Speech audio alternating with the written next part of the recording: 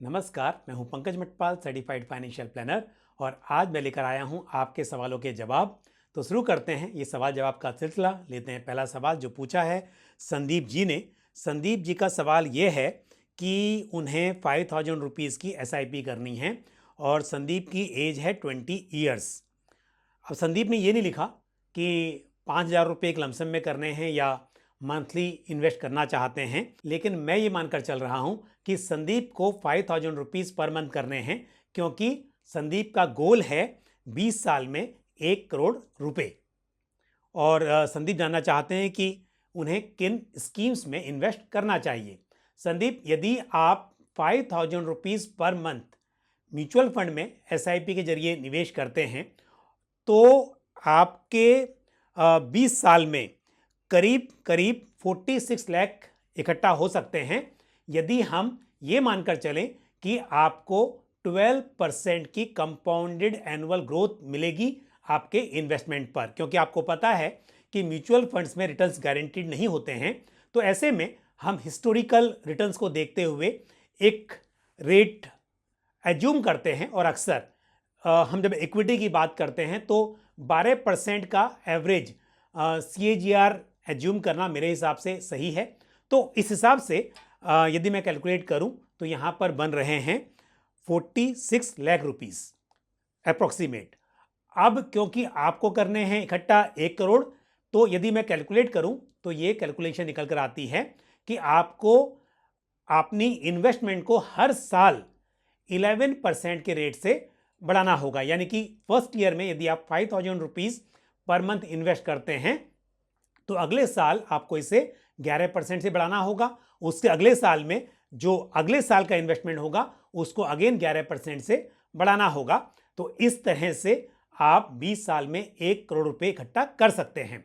और आप क्योंकि बहुत ही यंग हैं, इतनी यंग एज में आप निवेश के बारे में सोच रहे हैं और मुझे उम्मीद है कि इन 20 सालों में आपकी इनकम कई गुना बढ़ेगी, तो आप 11% नहीं बल्कि उससे भी कहीं ज़्यादा निवेश कर पाएंगे। हो सकता है कि हर साल आपकी इनकम 11% से ना भी बढ़े, लेकिन कई बार ऐसे मौके आएंगे जहां पर आपकी इनकम 11% नहीं बल्कि उससे कई गुना ज़्यादा बढ़ेगी। तो मेरा सजेशन आपको यही है कि आप शुरुआत करें 5000 महीने से, लेकिन समय के साथ इसे बढ़ाते रहें। और जहां तक स्कीम का सवाल है तो आपके फाइनेंशियल गोल और इन्वेस्टमेंट होराइजन को ध्यान में रखते हुए मैं सजेस्ट करूंगा कि आप एक मल्टी कैप फंड में निवेश करें, ताकि आपका investment large cap, mid cap, small cap सभी तरह के शेयर्स में हो सके। और साथ ही आप एक फ्लेक्सी कैप फंड चुनें, ताकि फ्लेक्सी कैप फंड के जरिए आपका निवेश large cap, mid cap, small cap जिस तरह के मार्केट कैप वाले स्टॉक्स में ज़्यादा पोटेंशियल दिखाई देगा फंड मैनेजर को, वहाँ पर ज़्यादा एलोकेशन होगा और उसका फ़ायदा आपको मिल सकेगा। तो जहाँ तक फंड्स का सवाल है, मल्टी कैप फंड की कैटेगरी में आप Nippon India multi cap fund को चुन सकते हैं और फ्लेक्सी कैप कैटेगरी में ICICI prudential flexi cap fund मेरे हिसाब से एक अच्छी स्कीम है। और बढ़ते हैं आगे, लेते हैं अगला सवाल जो पूछा है विजय तोलानी जी ने। विजय का सवाल ये है कि उन्होंने बल्कि पहले बताया कि उनकी एज जो है 38 ईयर्स है। और विजय जी, आपके पास 3 फंड हैं, PGIM India flexi cap fund, Canara Robeco small cap fund, Canara Robeco emerging equities fund. और साथ ही आपने ये भी कहा है कि आपका इन्वेस्टमेंट का जो नज़रिया है वो 15 साल का है। और साथ ही आप जानना चाहते हैं कि एक और फंड आपको यदि ऐड करना हो तो आपको कौन सा फंड ऐड करना चाहिए। और विजय, क्योंकि आपने large and mid cap fund Canara Robeco emerging equities fund जो है वो large and mid cap fund है, तो लार्ज एंड मिड कैप में आपका एक्सपोजर है। साथ ही आपने PGIM India flexi cap fund में निवेश किया हुआ है, जो कि एक फ्लेक्सी कैप है बट उसका इन्वेस्टमेंट भी लार्ज एंड मिड कैप में काफ़ी है, थोड़ा स्मॉल कैप में भी एक्सपोजर है। साथ ही आपके पास एक स्मॉल कैप फंड भी है। तो आपके पोर्टफोलियो में अगर हम डोमेस्टिक फंड्स की बात करें और इंडियन इक्विटी की बात करें तो आपका एक्सपोजर करीब करीब सभी जगह पर है। अब यदि आपको एक फंड और ऐड करना है तो मेरा सजेशन होगा कि आपको एक इंटरनेशनल फंड अपने पोर्टफोलियो में ऐड करना चाहिए। लंबी अवधि के हिसाब से आप ICICI prudential US blue chip fund consider कर सकते हैं।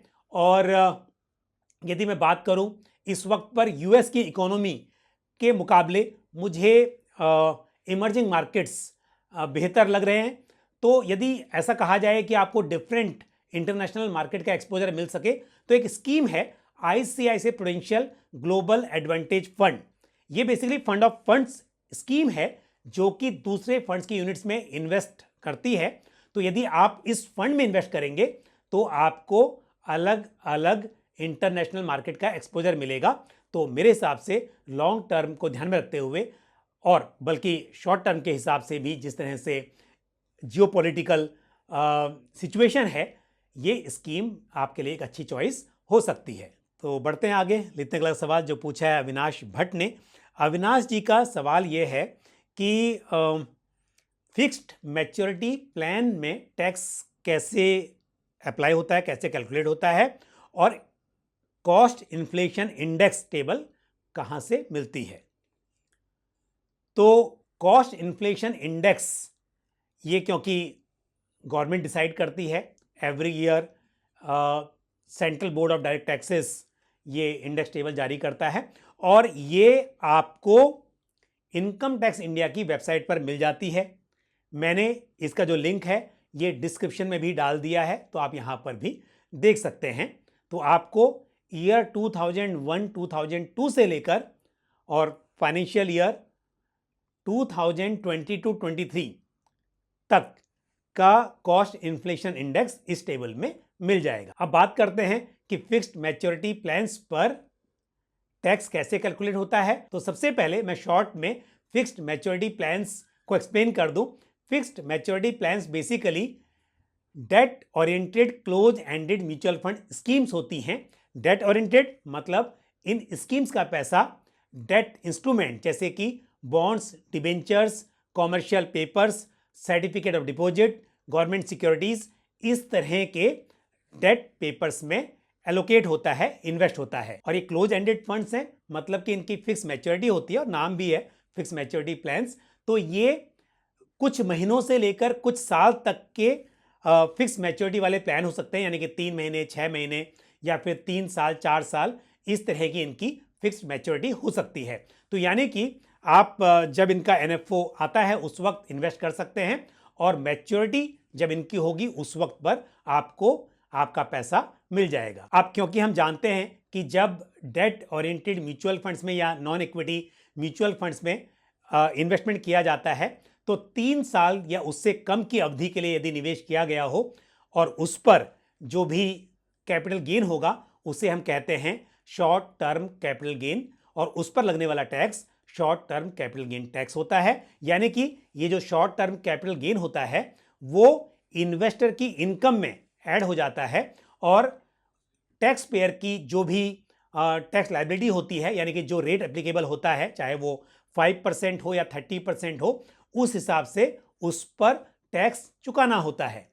लेकिन यदि हम लॉन्ग टर्म की बात करें, यानी कि कोई इन्वेस्टर यदि 3 साल कंप्लीट होने के बाद अपनी इन्वेस्टमेंट को रिडीम करता है तो उस पर जो कैपिटल गेन होता है उसे हम कहते हैं लॉन्ग टर्म कैपिटल गेन, और उस पर लगने वाला टैक्स कहलाता है long term capital gain tax. तो यहां पर इंडेक्सेशन का बेनिफिट मिलता है। अब ये कैसे होता है? अब मान लीजिए कि आपने किसी फिक्स्ड मैच्योरिटी प्लान में 1 लाख रुपए इन्वेस्ट कर दिए और उदाहरण के तौर पर आपने ये इन्वेस्टमेंट किया था फाइनेंशियल ईयर 2018-19 में और फाइनेंशियल ईयर 2022-23 में ये बढ़कर हो गए 1,30,000 रुपए।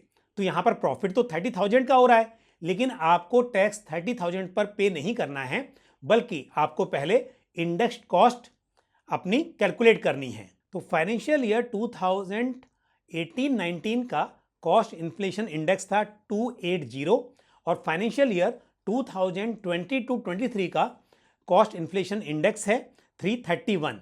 तो यदि हम 1 लाख रुपीस को मल्टीप्लाई करते हैं इस फाइनेंशियल ईयर के इंडेक्स से, यानी कि 331 से, और डिवाइड करते हैं 280 से, जो कि फाइनेंशियल ईयर 2018-19 जिस ईयर में इन्वेस्टमेंट किया गया था उस साल का इंडेक्स है, तो ये आता है 1,18,214।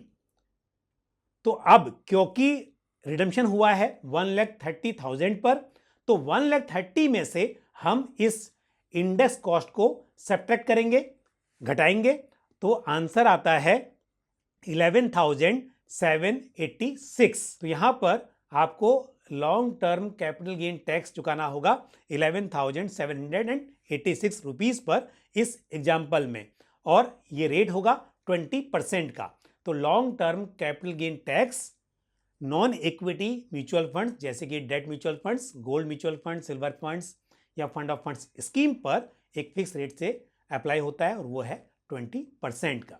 और अब लेते हैं अगला सवाल जो पूछा है दिनेश व्यास जी ने।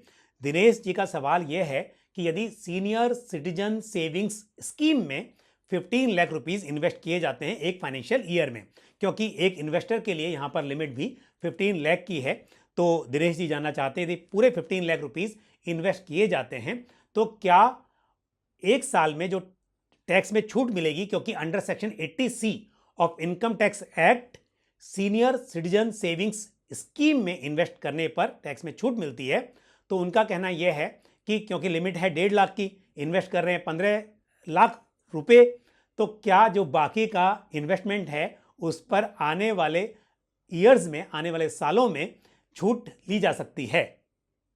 दूसरी बात, यहां पर दिनेश जी ने जो सवाल लिखा है, दिनेश जी आपने कहा है कि 80C के अंतर्गत 1.5 लाख यानी कि 1,50,000 की छूट मिलेगी। पहली बात मैं क्लियर कर दूं, शायद हो सकता है कि सवाल लिखते वक्त आपने इस तरह लिखा हो, लेकिन फिर भी क्लैरिटी मैं देना चाहूंगा। 1.5 लाख की छूट नहीं मिलती है टैक्स में, 1.5 लाख का डिडक्शन मिलता है। उदाहरण के तौर पर यदि आपकी टैक्सेबल इनकम 10 लाख रुपीज है और आप 1.5 लाख रुपए इन्वेस्ट करते हैं तो आपको 8,50,000 रुपए पर इनकम टैक्स कैलकुलेट करना होगा।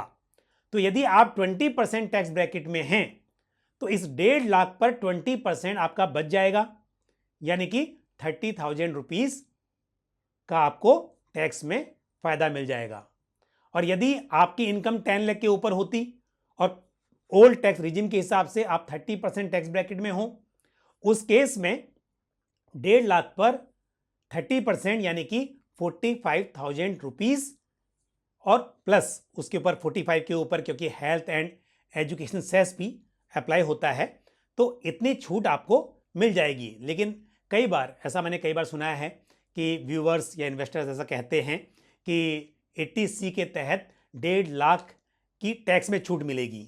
तो 1.5 लाख की टैक्स छूट नहीं है, बल्कि इनकम में डिडक्शन है, और फिर आपके टैक्स स्लैब के हिसाब से उस 1.5 लाख के ऊपर कितना टैक्स का आपको बेनिफिट मिल रहा है वो आपको कैलकुलेट करना होगा। तो अब आते वापस सवाल में, जो आपने पूछा था कि 15 लाख इन्वेस्ट कर रहे हैं और 1.5 लाख रुपए 80C में इनकम से कम होंगे, बाकी का क्या? तो प्लीज़ ध्यान दीजिए कि बाकी का जो बचा उसे आप कैरी फॉरवर्ड नहीं कर सकते। जिस फाइनेंशियल ईयर में आपने इन्वेस्ट किए हैं उस साल में ही आपको उस पर टैक्स बेनिफिट मिलेगा। बाकी जो एडिशनल इन्वेस्टमेंट है उस पर आपको कोई टैक्स में छूट नहीं मिलेगी। अब लेते हैं आज का आखिरी सवाल जो पूछा है विश्वजीत चैटर्जी जी ने।